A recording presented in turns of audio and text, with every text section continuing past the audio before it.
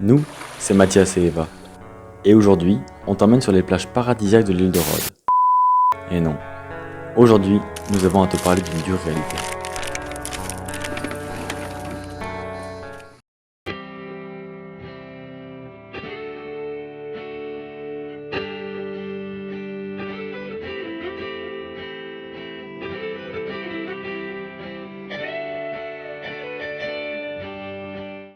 Bienvenue à Paddle Paradise sur l'île de Rhodes. Pour que ce soit réellement le paradis, il nous reste un peu de nettoyage. Alors prends ta pagaie et suis-nous. Là franchement on peut ouvrir un magasin de chaussures, il y a toutes les tailles, toutes les couleurs, toutes les formes que vous voulez. En fait il n'y a que du plastique, des chaussures, du plastique et du plastique. Et encore des chaussures.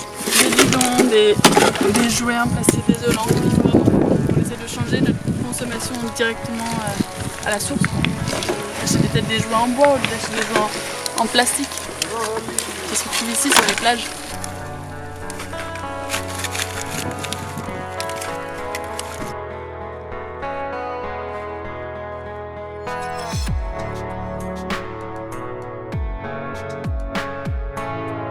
Tu vois, c'est tout ça.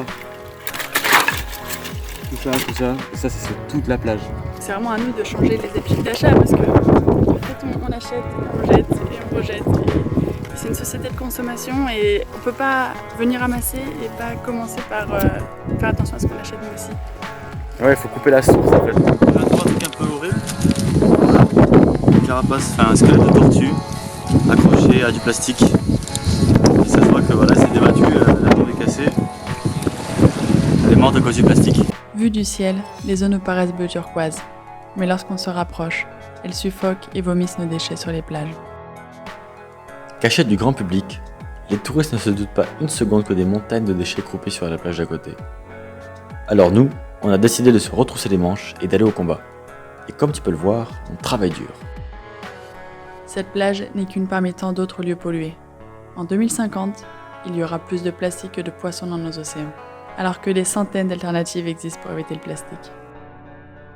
Aujourd'hui, nous nous consumons nous-mêmes à force de consommer en masse sans réelle envie. Même nos relations humaines sont jetables et changeables. Nous produisons toujours plus pour jeter toujours plus. Les pays développés en richesse produisent en masse pour répondre à la demande. Mais nos déchets terminent dans les pays en sous-développement, qui eux ont conscience de la situation actuelle, car ils vivent dans des décharges à ciel ouvert.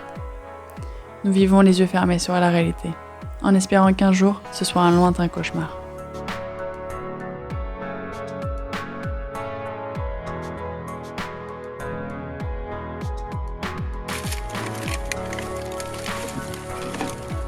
Le problème c'est que tous ces microplastiques en fait, tout ce plastique se décompose, il devient microplastique. En fait c'est ça le microplastique. Ça s'effrite complètement et ça finit dans le ventre des poissons et après dans notre ventre à nous. C'est plus du plastique en entier quoi, c'est des micro particules. Il va falloir qu'on change toutes nos habitudes là. On a la réalité sous les yeux et on fait rien du tout. Toutes ces poubelles sont remplies de plastique sous toutes ses formes. Nous en consommons dans le monde entier. Cette guerre serait la plus facile à gagner, car en stoppant la demande, la production s'arrêtera aussi. C'est une simple équation, zéro demande égale zéro production. C'est pas plus compliqué que ça. Alors à nous de faire en sorte que la demande soit nulle. En 2050, on utilisera encore plus de pétrole pour produire du plastique que pour faire rouler nos millions de voitures et faire voler nos milliers d'avions. Ça fait 2-3 jours qu'on est revenu de ce nettoyage de plage et on essaie de penser justement à toutes les alternatives qu'on pourrait avoir dans notre vie au quotidien. Parce que c'est bien de ramasser, mais si on continue à acheter comme on le fait, tout ce qui est plastifié, ça sert à rien. Quoi. Ça va se retrouver au même endroit, au même moment, et c'est un cercle vicieux. On se demande si on n'achèterait pas un peu plus cher au début pour que ça dure plus dans le temps et réutiliser tout ce qu'on peut réutiliser, comme des poches en tissu au lieu des poches plastiques. Aujourd'hui, on vit dans un monde où tout se consume et tout se consomme tellement vite. Il faudrait peut-être faire un pas en arrière mais tout le monde, hein, nous, vous, tout le monde. Tout le monde. Et pour les alternatives au plastique, il y a un truc très simple à faire, c'est il suffit de regarder comment nos grands-parents faisaient avant l'arrivée du plastique. Exactement. Et il suffit de refaire comme ils faisaient.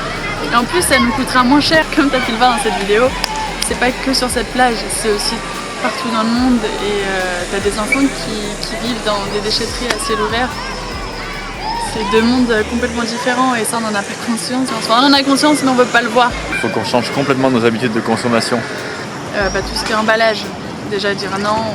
Ah ouais, ça c'est hyper important quand tu fais tes courses de vraiment regarder tout ce que tu achètes, voir le nombre d'emballages qu'il y a. On te conseille vraiment de privilégier tout ce qui est réutilisable en fait. D'ailleurs, si tu as des idées, n'hésite pas à les mettre en commentaire, nous on les lira avec plaisir. Parce qu'on a besoin d'idées, comme toi tu as besoin d'idées. Et comme nos t-shirts le disent, on va pas cesser à battre et on va continuer tous ensemble, avec vous.